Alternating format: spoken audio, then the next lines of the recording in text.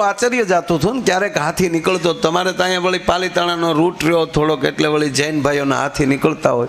પછી હાથી ગામમાં આવે ત્યારે આપણે નાના નાના જો યાદ છે મને કે બધી ખડક્યું ડેલિયું ખુલ્યું હોય, બધી માતાઓ પોતપોતાના બાળકોને લઈને ઊભી હોય ને કહેતી જો ગણપતિ દાદા આવ્યા, પગે લાગો, જો ગણપતિ દાદા આવ્યા. આખું ગામ પગે લાગતું હોય. કોઈ વળી લાડુ આપે હાથીને, એ હાથી ખાય, કોઈ ચારો આપે, કોઈ પૈસા આપે, તો એ અને તરત ઉપર સાધુ બેઠા હોય એને હાથી પાછો આપી દે, કારણ કે એને ખબર પડે કારણ ખવાતા નથી. હાથી કોઈ દી આમ તમે નોટ આપો, અખતરો કરજો, હાથીને તમે હોંઠમાં નોટ આપજો, કોઈ દી મોઢા કોઈ નહીં, તરત આમ ઉપર ઉલાળ્યો કરી નાખશે. એમ ભગવાને નોટ આપે ને તો આવા કામમાં તરત ઉપર ઉલાળ્યો કરી નાખવાનો. ભલામણા હાથીને ખબર પડે કારણ મોઢામાં ન નખાય. પણ કોઈ દી ગામના કૂતરાને હપ હોય નહીં, આ શેરીનું કોઈ